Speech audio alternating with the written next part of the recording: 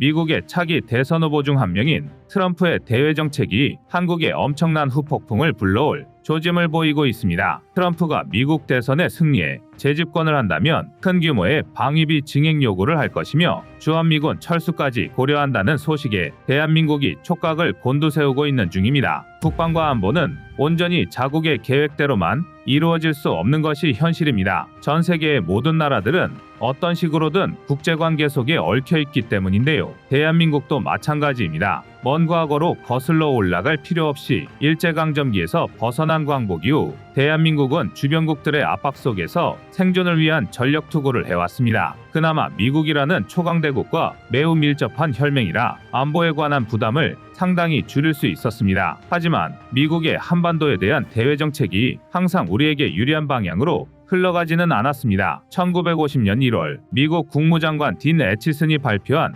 이른바 애치슨 선언에 의해 애치슨 라인이 설정되었는데요. 당시 애치슨은 한국은 미국에 있어 자산이 아닌 부채이며 한국 정부가 언제까지 지속될지도 모르는 상황이니 미국은 한국의 문제에 깊숙이 관여하지 않는 것이 바람직하다라는 내용이 담긴 보고서를 공표했습니다. 미국의 극동방위선인 애치슨 라인에서 일본, 대만, 필리핀은 포함되어 있지만 한국이 빠져 있었습니다. 즉 북한이 한국에 무력 침공을 하더라도 관여하지 않겠다는 것인데요. 몇 달 후 실제 북한의 남침이 있었고 그 이후의 일들은 굳이 나열하지 않아도 다들 잘 아실 겁니다. 이외에도 1970년에 미국 대통령 리처드 닉슨이 발표한 닉슨 독트린의 내용은 미국은 아시아 국가의 전쟁에 군사적 개입을 하지 않을 것이니 아시아 각국은 자신들의 안보를 스스로 지켜야 한다는 것입니다. 한국으로서는 청천벽력 같은 이야기라 놀라지 않을 수 없었고 이때부터 한국 정부는 자주국방에 사활을 걸고 매진했습니다. 그런데 시간이 흘러 트럼프의 대외정책 기조 때문에 대한민국은 다시 한번 커다란 변화의 소용돌이를 맞닥뜨리게 됐습니다. 하지만 일각에서는 오히려 이번이 한국이 핵무장을 할 수 있는 절호의 기회라는 주장을 하기도 합니다. 그래서 준비했습니다. 오늘은 향후 미국 대선 결과에 따라 달라질 대한민국의 안보 상황과 핵무장 가능성에 대해서 알아보겠습니다.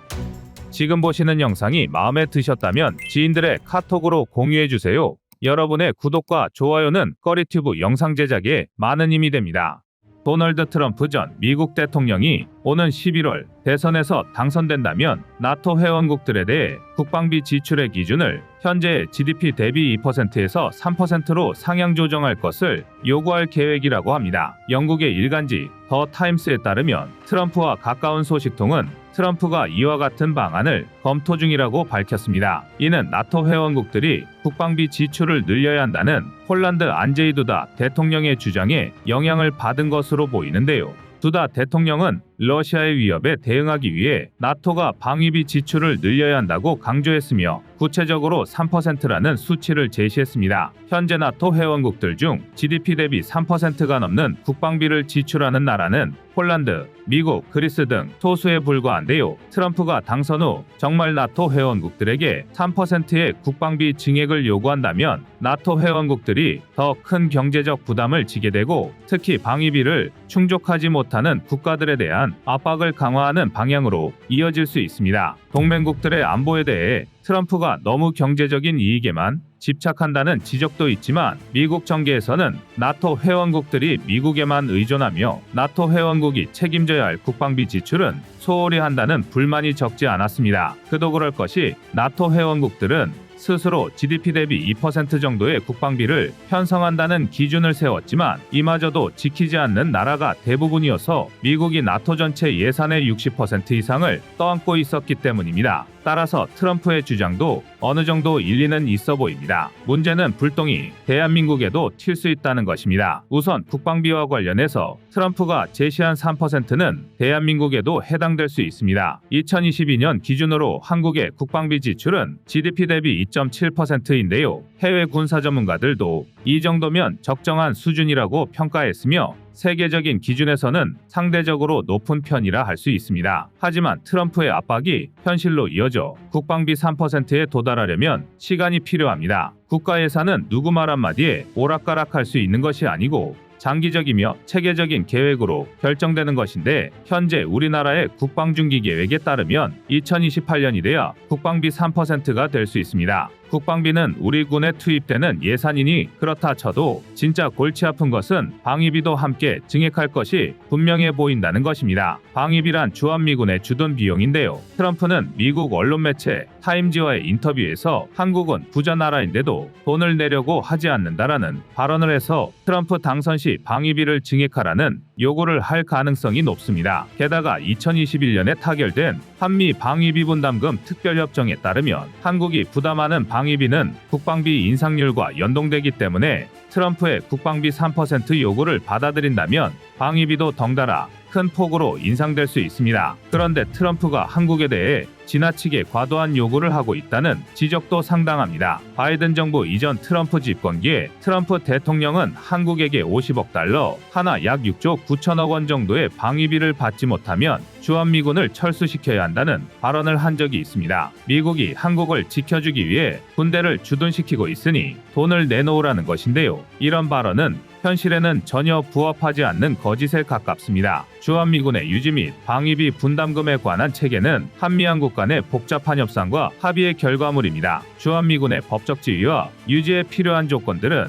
주한미군 지휘협정에 의해 규정되어 있으며 이 협정은 1966년 7월에 체결되었습니다. 소파의 제호조에 따르면 주한미군 유지에 따른 경비는 미국 측이 부담한다고 명시되어 있습니다. 이는 원칙적으로 주한미군 유지비는 미국 정부의 책임이라는 것을 의미합니다. 실제 1991년 이전까지는 미국이 주한미군의 주둔 유지비뿐만 아니라 필요한 시설의 대부분을 부담하였습니다. 이후 미국의 재정 적자 확대와 한국의 경제 성장을 이유로 미국은 한국에게 방위비 분담을 요구하기 시작했습니다. 이에 따라 두 나라는 방위비 분담의 구체적인 사항을 협상하기 위해 방위비 분담 특별협정을 체결하게 되었고, 이 협정은 1991년부터 2에서 5년 단위로 갱신되어 왔습니다. 현재 한국의 방위비 분담금은 연간 1조 원을 넘어서는 규모에 이르고 있으며 2022 국방백서에 따르면 2021년 한 해 동안의 방위비 분담금은 약 1조 1833억 원에 달합니다. 이 분담금은 주한미군의 주둔에 따른 다양한 비용을 포괄하는 것으로 한국 정부와 미국 정부 간에 계속되는 협상을 통해 결정됩니다. 이게 다가 아닙니다. 의도한 것인지 아니면 진짜 잘 몰라서 그런 것인지 이유는 명확하지 않지만 트럼프가 한국에 대해 한 발언 중에는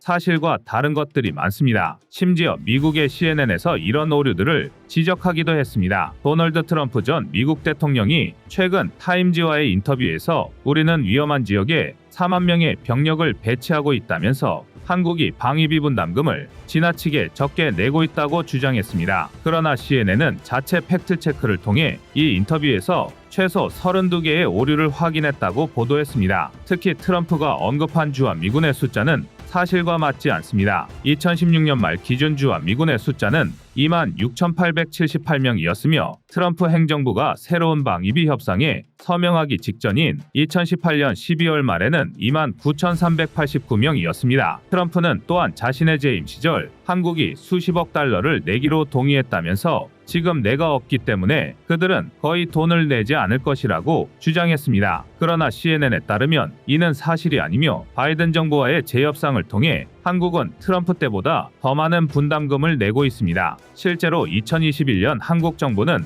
주한미군 방위비 분담금을 전년 대비 13.9% 인상된 1조 1,833억 원으로 발표했으며 2025년까지 매년 방위비를 인상해 약 1조 5천억 원을 분담하게 될 것이라고 밝혔습니다. 방위비 인상뿐만 아니라 더욱 충격적인 조짐도 있는데요. 트럼프와 그 측근들은 주한미군 철수도 염두에 두고 있다는 것입니다. 트럼프 전 대통령이 차기 대선에서 승리에 재집권할 경우 백악관 국가안보보좌관으로 유력시되는 인물이자 전 미국 국방부 전략개발 담당 부차관보였던 엘브리지 콜비는 5월 6일 국내 모 언론과의 인터뷰에서 한국은 북한을 방어하는 일에 있어 주된 역할을 하고 압도적인 책임을 져야 한다면서 자신에게 결정권이 있다면 한국에서 미군을 철수시킬 것이라고 했습니다. 트럼프 측의 이러한 발언들은 두 가지 측면에서 생각해 볼 수 있는데요. 하나는 주한미군 주둔 분담금 인상에 대한 협상 카드로 활용하려는 것과 또 하나는 정말 한국 문제에서 손을 떼고 싶어 하는 것일 수도 있습니다. 그런데 일각에서는 만약 트럼프가 미국 대통령에 다시 당선된다면 오히려 대한민국에게는 엄청난 기회가 될 수 있다는 분석을 내놓기도 합니다. 그도 그럴 것이 주한미군 철수를 주장한 엘브리지 콜비가 한국의 자체 핵무장을 용인하고 전시작전 통제권을 한국으로 조기 전환해야 한다는 발언도 했기 때문입니다. 이에 관한 그의 말을 종합해서 정리하면 유사시 미국은 중국과 전쟁을 하면서 북한과도 전쟁을 할 수 있는 여력이 없기 때문에 한국의 방어는 한국이 전담해야 하며 재래식 전력 대신 핵무장도 고려할 필요가 있다는 것입니다. 또한 미국 전략국제문제연구소 아시아 담당 부소장 겸 한국 석자인 빅터 차는 트럼프가 당선되면 주한미군 철수, 한미연합훈련 중단과 더불어 한국의 핵무장도 용인할 것이라는 분석을 하기도 했습니다. 지금까지 대한민국의 핵무기 개발은커녕 핵 추진 잠수함 도입까지 철저하게 막아온 미국의 일관된 스탠스를 생각해보면 깜짝 놀랄 만한 일입니다. 외교 군사 전문가들도 트럼프의 재집권이 한국에게는 전화위복이 될 수 있다는 전망을 내놓았는데요. 미국 측 요구인 방위비 인상을 받아들이고 그 대가로 핵무기 개발과 보유, 핵 추진 잠수함 도입 등 빅딜이 성사될 수 있다는 것입니다. 그렇다면 대한민국이 자체적으로 단기간에 핵무기를 개발할 수 있는 능력이 있을까요? 물론입니다. 한국은 우라늄 농축, 플루토늄 추출 기술과 함께 핵탄두를 탑재해 쏘아 날릴 수 있는 미사일 기술과 SLBM 기술도 가지고 있습니다. 또한 많은 전문가들은 한국이 이미 ICBM, 다탄두 탄도미사일 기술까지 확보하고 있는 것으로 추정하고 있습니다. 앞으로의 상황이 어떻게 전개될지는 아직 알 수 없지만 미국 대선 결과에 따라 어쩌면 대한민국은 지금까지 한 번도 가보지 못한 길 앞에 서게 될 수도 있을 것 같습니다. 여러분의 구독과 좋아요가 꺼리튜브 운영에 많은 힘이 됩니다.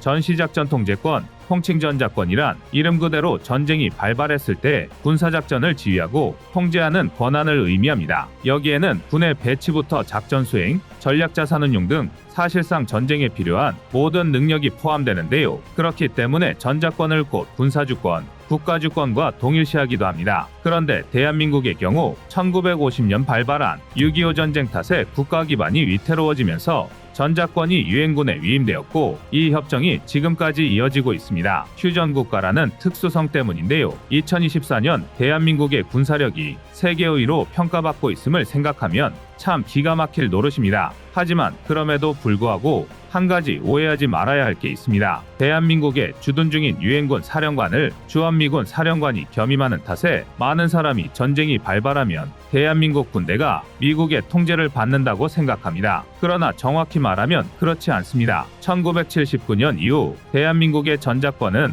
어디까지나 한미연합군 사령부에 있습니다. 즉 유사시 대한민국과 주한미군이 통합 지휘를 맡는다는 의미입니다. 게다가 대한민국 전자권의 범위는 어디까지나 한미연합작전에 한정되어 있습니다. 다시 말해 대한민국이 미국의 어떠한 군사적 지원도 받지 않는 전쟁이라면 대한민국의 작전권은 오롯이 우리 자신에게 있습니다. 예컨대 제3국과의 분쟁이나 일본과 독도를 두고 영유권 분쟁이 발생하는 경우 등에서 대한민국의 군사적 행동은 타국의 어떠한 제약이나 간섭도 받지 않습니다. 또한 수도방위사령부, 제2작전사령부 등 자위권 발휘에 필수적인 일부 부대들은 전자권 협의와 관계없이 대한민국의 지휘를 받습니다. 대한민국의 전쟁 수행 능력은 미국의 꼭두각시나 마찬가지다라는 주장은 지극히 잘못된 오해에 불과합니다. 더군다나 1994년 이후 평시작전 통제권은 대한민국으로 환수되었습니다. 이렇게만 말씀드리면 전쟁이 중요하지 평상시 작전 통제권 따위 뭐가 중요하냐라고 말씀하실 수도 있는데요. 그런데 여기서 말하는 평시와 전시의 구분은 데프콘3 발동 여부로 구분됩니다. 휴전국가인 대한민국은 평시가 데프콘4로 데프콘3가 발동되면 물자 분류가 시작되고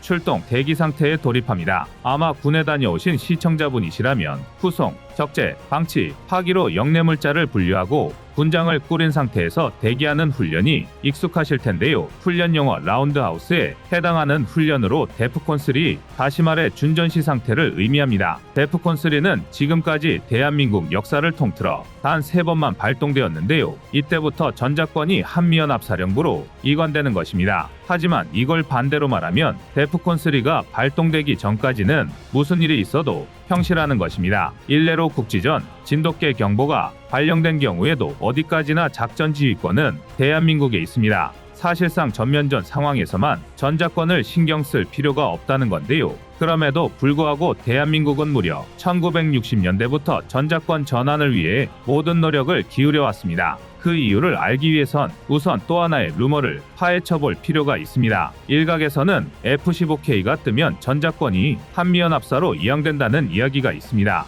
이게 사실이면 중국, 러시아의 군용기가 카디즈에 진입할 때마다 F-15K를 출격시키는 대한민국은 한 해에도 수십 번씩 전작권을 이양한다는 얘기인데요. 당연히 이는 사실이 아닙니다. 하지만 그렇다고 해서 완전히 관계가 없다고도 할 수 없죠. F-15K가 전폭기라는 걸 말씀드리면 힌트가 될 텐데요. 그렇습니다. 정확히 말하면 F-15K가 아니라 지상폭격이 문제가 됩니다. 대표적인 사례가 바로 2010년 11월에 발생한 연평도 포격전입니다. 당시 북한이 선제 포격을 가하는 미친 짓을 저지르자 대한민국 해병대 연평부대원들은 그 즉시 K9 자주포 내문을 동원 80여 발의 대포병 사격을 가했습니다. 분명 효과적이고 확실한 대응이었던 것은 맞습니다. 그러나 이걸로 충분했냐 하면 그렇지는 않았습니다. 북한의 선제 포격은 민간인과 군을 가리지 않았고 해병대 18명, 민간인 5명의 사상자가 발생했습니다. 명백한 제네바 협약 위반인데요. 사실상 대포병 사격이 아니라 전투기 폭격으로 주석공을 박살냈어도 문제가 될 게 없었습니다. 그리고 놀랍게도 대한민국은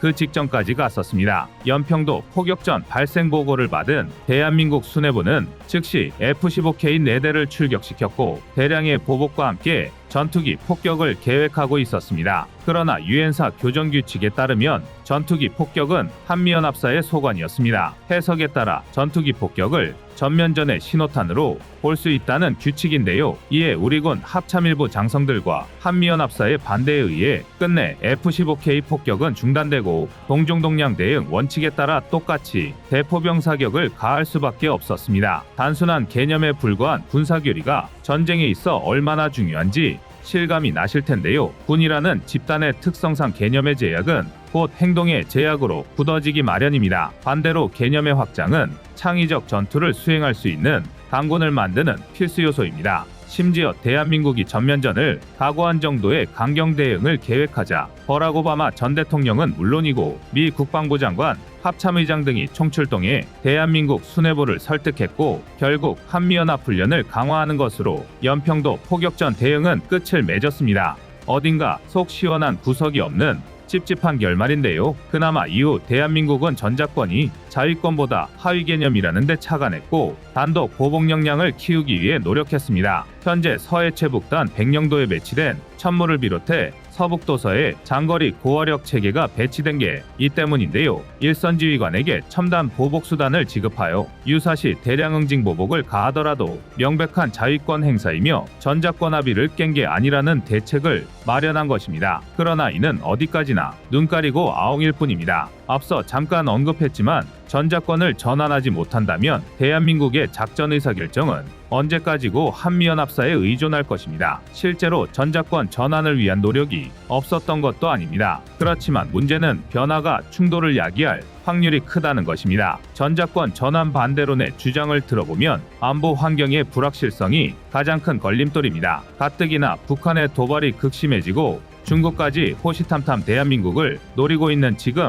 전작권을 전환한다면 대한민국 단독 대응의 리스크가 커집니다. 따라서 안보 환경이 안정될 때까지 현행 전작권을 유지해야 한다는 것입니다. 한미 연합방위 태세도 고려해볼 요소입니다. 주한미군에 대해서 못마땅해 하시는 분들도 계시지만 미군은 명실상부 현존하는 최강의 군대입니다. 군사적 시각으로만 본다면 주한미군을 가능한 오래 유지할수록 이득인데요. 하지만 전작권이 전환될 경우 한미 연합방위 태세 유지가 어려워질 수 있습니다. 미국 입장에서는 동맹이라고는 해도 남의 나라에 자국 군대를 주둔시키고 그것도 모자라 전쟁 발발 시 타국의 지휘를 받아야 한다면 당연히 부담될 수밖에 없습니다. 그게 아니라면 각각의 나라가 서로의 군대를 따로 지휘해야 하는데 이 경우 반드시 지휘 계통에 혼선이 생길 것입니다. 가장 이상적인 건 대한민국이 북한, 중국의 핵 공격에도 대응할 수 있는 완벽한 자주국방 능력을 갖추는 건데요. 대한민국이 핵 공격과 미사일 위협 방어를 위한 KAMD 구성에 열을 올리는 것도 이를 무시할 수 없습니다.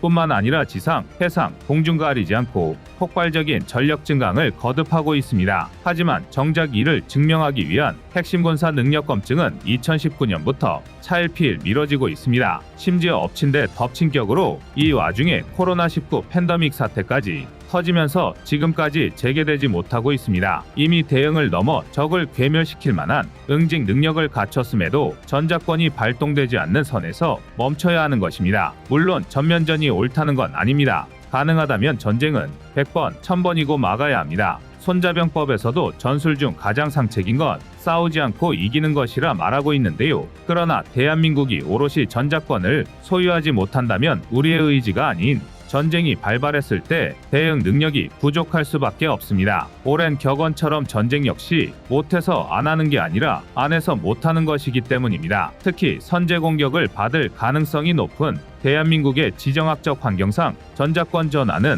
반드시 달성해야 할 과제일 것입니다. 여러분의 생각은 어떠신가요? 이상 꺼리튜브였습니다.